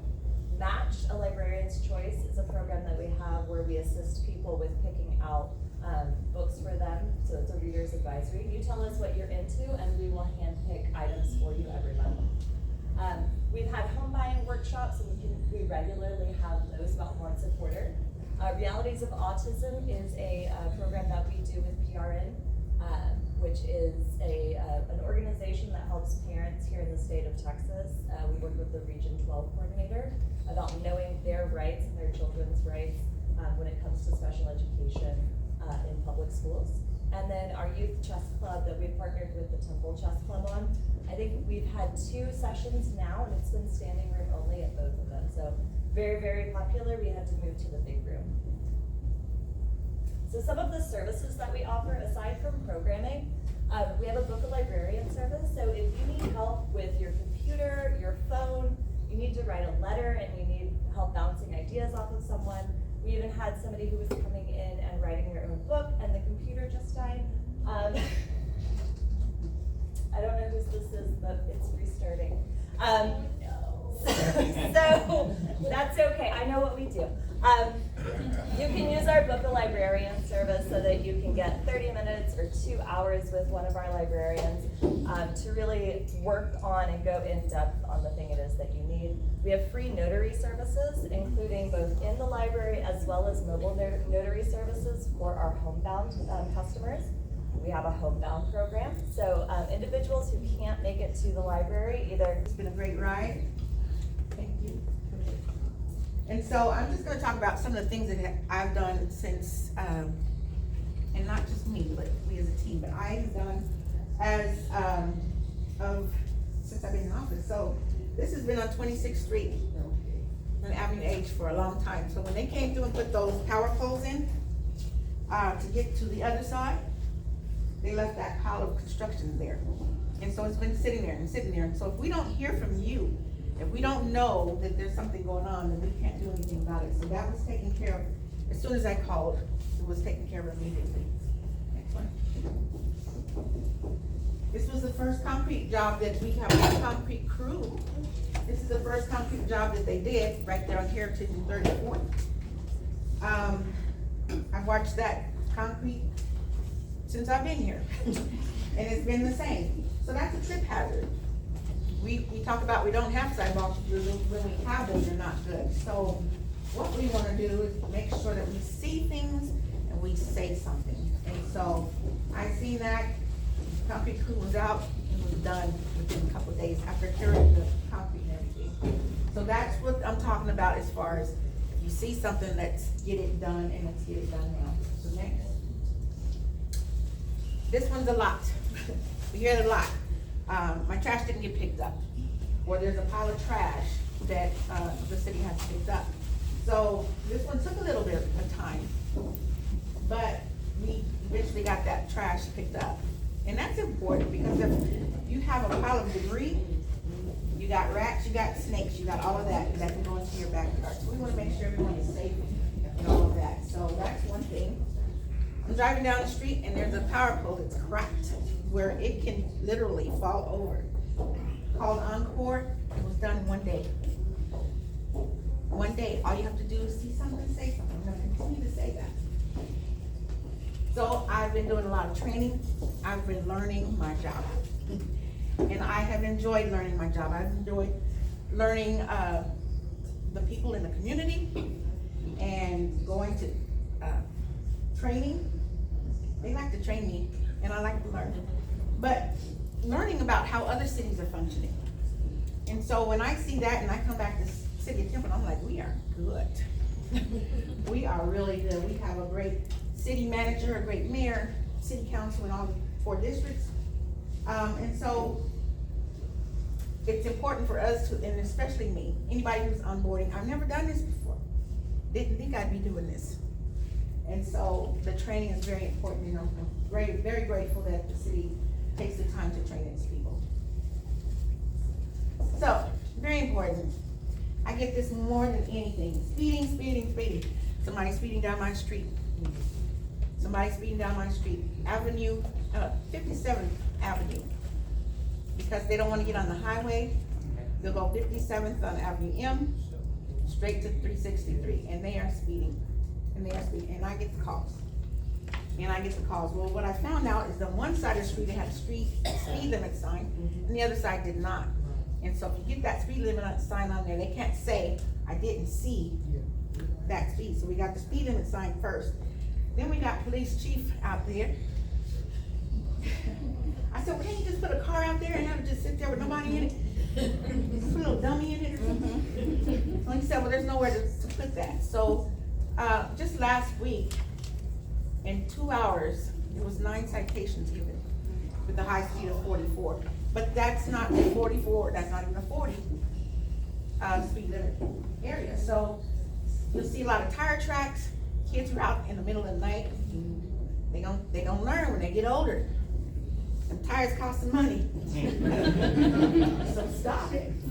But when you see it and it's on your street, call me, let me know. So my card is back there, so make sure that you call me. I listen to all the complaints and sometimes the good things too. And so traffic buildup is one thing, like on 57th, when you turn from the Temecasca, it kind of builds up right there, and it bogs down. So we did a traffic evaluation. Now sometimes it can change things, but sometimes it can't. And in this instance, we couldn't because the traffic would then become a hazard if you have 18-wheelers going through, and then you have traffic coming in off of here trying to get onto the highway. So some things work and some things don't, but we will try to see what we can get done. So my biggest complaint, alley maintenance. Yes, trash pickup, bulk pickup, traffic noise, speeding, abandoned homes and cars. Red tagged homes, what are we doing with those? Homelessness, housing, flooding, construction debris, broken poles, sidewalk repairs. But I've also done some good things. I've done some dedications with the city, ribbon cuttings, proclamations, and great planning sessions. This makes my heart glad. This is H Avenue, right after MLK, and you're going up. We had, that's supposed to be accessible to everybody. So a wheelchair couldn't get up over there, and the other side was worse. Wheelchair couldn't get up. If you have more than one person walking on the sidewalk, one has to walk behind you. It wasn't wide enough. Since I've been here, 2016, it's been the same, and even prior to that. Well, we got our new construction crew, and they said, we're gonna take care of that. And thanks to our city manager, it was done. If you go down there now, it's done, and it looks beautiful. So this is the left side, and the next slide. This is the right side, and that was just last week. And now, next slide. We got brand new sidewalks on both sides. So that's a big accomplishment.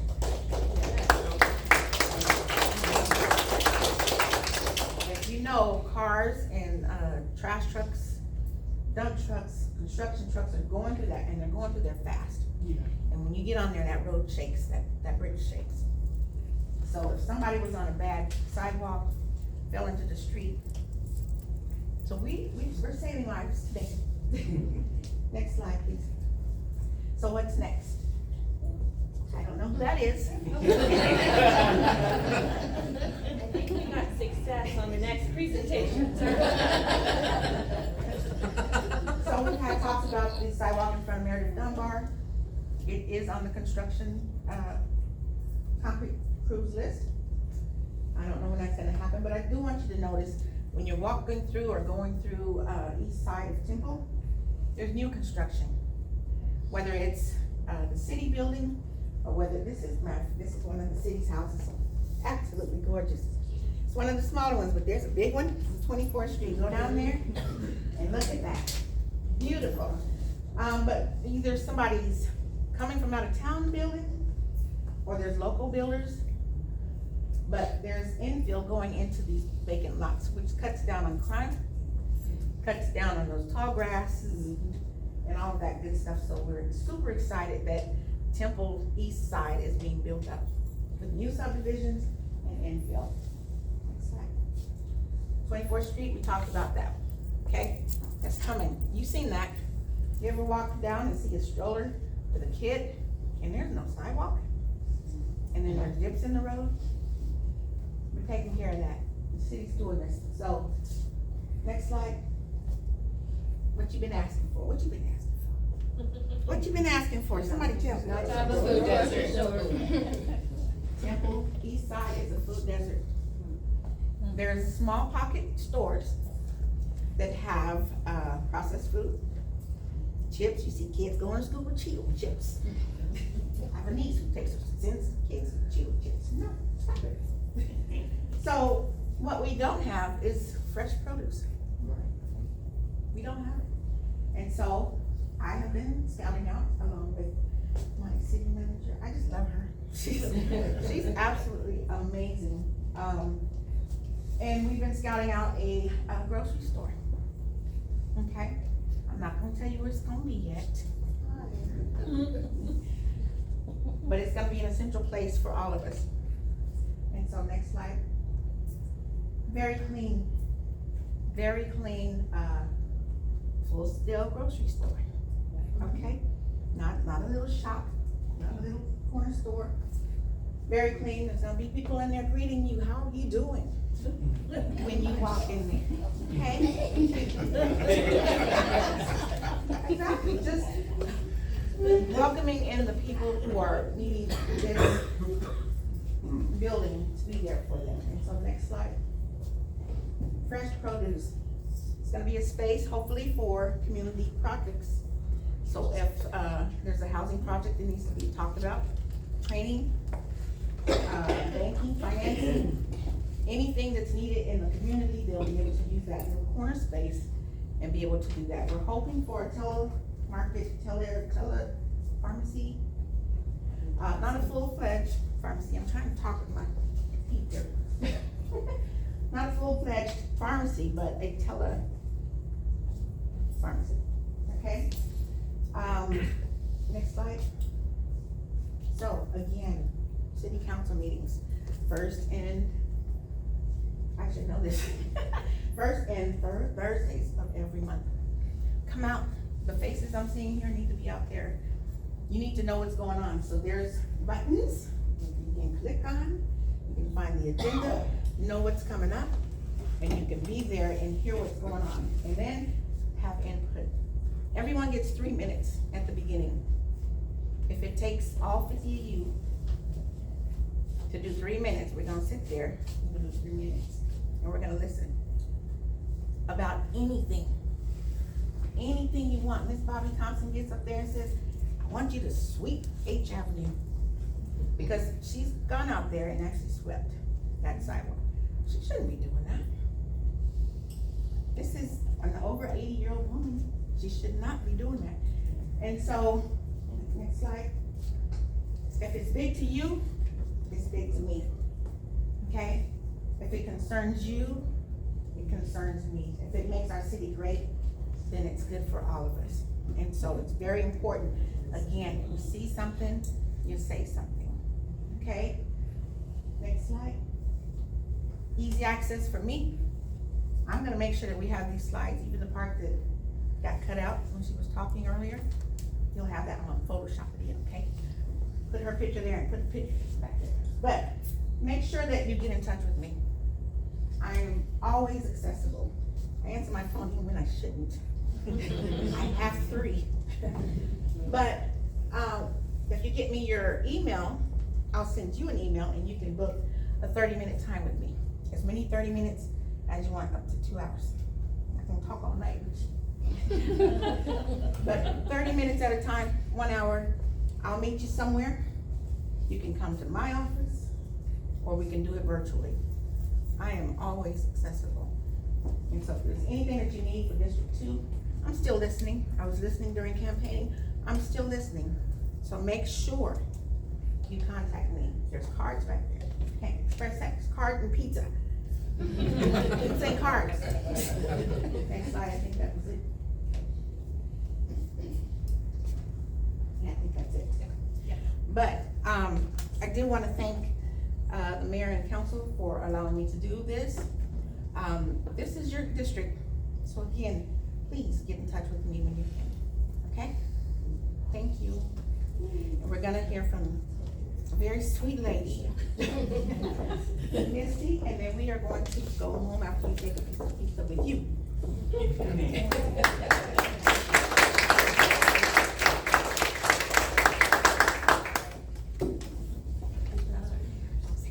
Terribly difficult to try to figure out solutions to life when you're having to work in a farm and nothing is as it appears to be.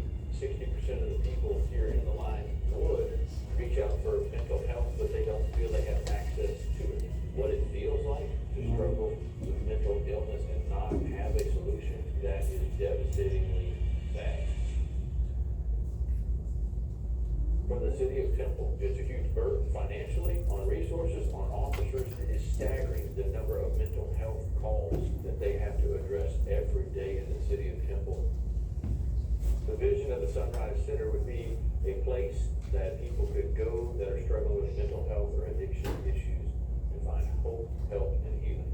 MHMR is gonna have 2 counseling offices that are gonna be open every day in the week. The UMHB counseling program is gonna have offices for students that are working on their master in the counseling area. The occupational therapy department of UMHB is gonna have student areas where they can do their clinicals to work on how to get back into work, into life. In the evenings, we're gonna have recovery groups, AA and NA, where people that are suffering from substance abuse can have access to those type of groups and settings. The exciting thing about the Sunrise Center is not solely a feed my sheep project, it is a collaboration, a partnership with local churches here in Temple. We have Temple Bible Church, Vista Community Church, First Baptist Church of Temple, all working as partners with Feed My Sheep to work on the Sunrise and to address the mental health issues here in Temple. I'm reminded of this story of Luke, the paralytic who's brought to the feet of Jesus by his friend. They can't get into Jesus, so they rip open the roof to drop him in. And Jesus says, the faith of your friend has healed you. When churches are collaborating towards something and toward a need in our community, what we're saying is we'll each grab a corner of the mat and we carry that person there. We have people rip open the roof, and with this Sunrise Center, we're gonna do some of that. We're gonna rip open a roof. We're gonna do some fun stuff to be able to bring people before the feet of Jesus. The current solution is for many of these folks, which is to sign up for a counseling appointment 6 weeks from now, 3 miles away, not knowing what day of the week it is, how they're gonna get there, or how they're gonna pay for it. And it brought me to a moment in my life where I experienced a significant mental health crisis. And if it wasn't for my family, my community of believers, and the incredible professional Christian counseling support that I received, my story might be very different now. In Temple, Texas, the more agencies that have free services available to people 24/7 is very important, because often some of the services that are offered in the area have prerequisites or pre-requirements. And at the Sunrise Center, there will be those prerequisites that's open to everyone that wants to come in and receive treatment. See someone get stable, be able to feel well, get a job, get housing, and have all those things that are so important. The person being a part of the community. I think you can start right down the street at the Sunrise Center. I do, I have great hope. If you're considering donating your finances, the return on investment in this is tremendous. When one person receives a donation to the counseling center,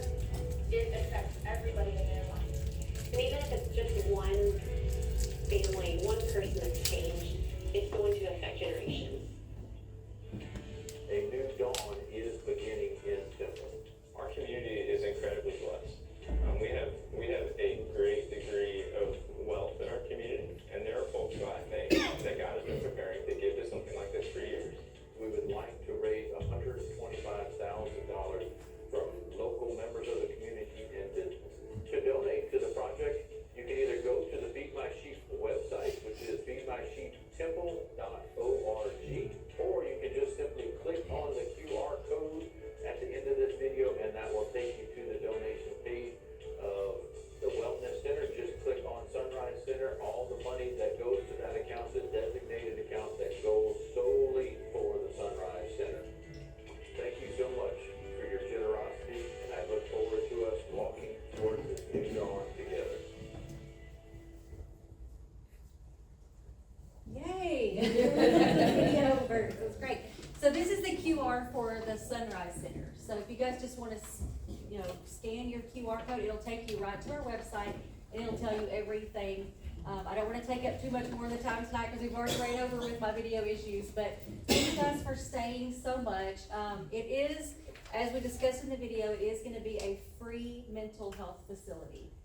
So this is gonna be for everybody. There's not gonna be any type of barriers, as we discussed, no insurance barriers, no social, no economic barriers. It's all just going to be the same for every person that walks in the door. So it's gonna be a very beautiful thing. We're super excited about it. So you guys scan the QR code, and thank you again for waiting for my presentation.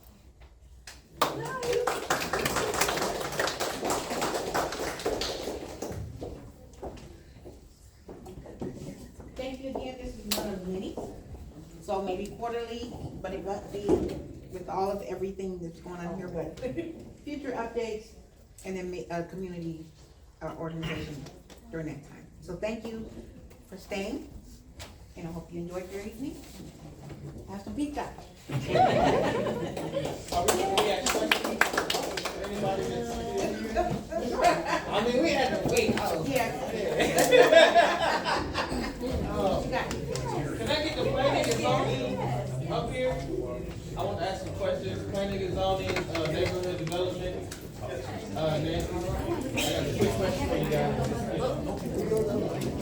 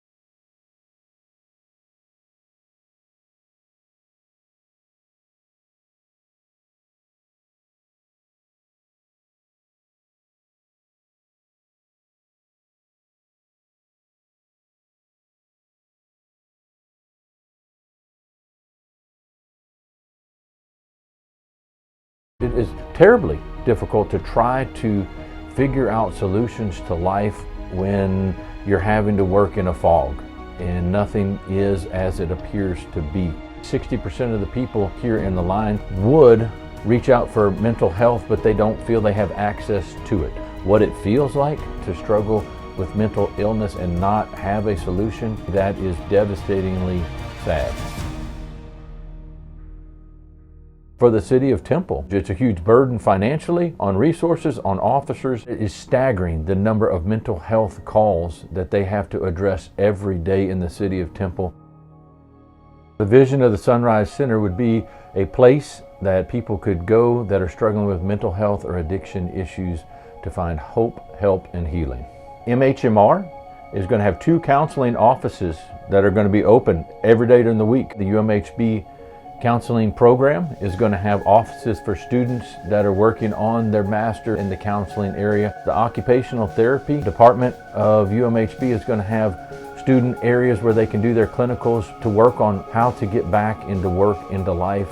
In the evenings, we're going to have recovery groups, AA and NA, where people that are suffering from substance abuse can have access to those type of groups and settings. The exciting thing about the Sunrise Center, it's not solely a Feed My Sheep project, it is a collaboration, a partnership with local churches here in Temple. We have Temple Bible Church, Vista Community Church, First Baptist Church of Temple, all working as partners with Feed My Sheep to work on the Sunrise and to address the mental health issues here in Temple. I'm reminded of the story in Luke of the paralytic who's brought to the feet of Jesus by his friends. They can't get him to Jesus, so they rip open the roof to drop him in. And Jesus says, the faith of your friends has healed you. When churches are collaborating towards something and toward a need in our community, what we're saying is we'll each grab a corner of the mat and carry that person there, you know, and if we have to, we'll rip open the roof, you know. And with this Sunrise Center, we're going to do some of that. We're going to rip open a roof. We're going to do some fun stuff to be able to bring people before the feet of Jesus. The current solution is for many of these folks, which is to sign up for a counseling appointment 6 weeks from now, 3 miles away, not knowing what day of the week it is, how they're going to get there, or how they're going to pay for it.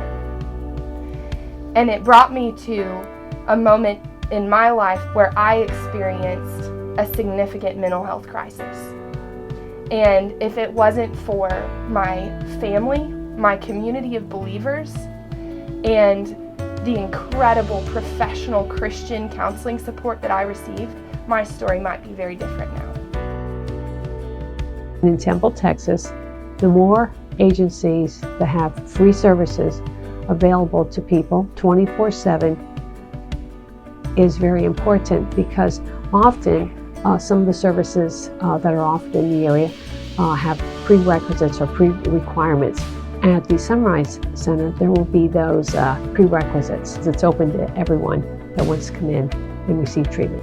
Seeing someone get stable, be able to feel well, get a job, get housing, and have all those things that are so important to a person being a part of the community, I think you can start right down the street at the Sunrise Center. I do. I have great hope. If you're considering donating your finances, the return on investment in this is tremendous. When one person receives the benefit of the counseling center, it affects everybody in their life. And even if it's just one family, one person that's changed, it's going to affect generations. A new dawn is beginning in Temple. Our community is incredibly blessed. We have a great degree of wealth in our community, and there are folks who I think that God has been preparing to give to something like this for years. The Sunrise Center is going to be ideally located in close proximity to Feed My Sheep. It's going to be about a block and a half from where our Feed My Sheep location is. The new facility will have first-class amenities fused with cognitive behavior therapy and talk therapy treatment offered by licensed volunteer counselors and therapists. The inside space will be a calming environment through aesthetics and personal interactions. It will be a place where we can say, you are safe right now and right here. There will be group therapy classes as well, and will be led by trained volunteers from the community. We aim to have 3 distinct group options for support for families with mental health challenges. groups for individuals who have experienced abuse such as PTSD, domestic violence, or even past sexual trauma, and groups for individuals who experience mental health challenges. Services will include peer group therapies, one-to-one cognitive behavior therapy, addiction counseling and rehabilitation services, occupational therapy, and more. We are so excited to partner with you to make a real impact in our community.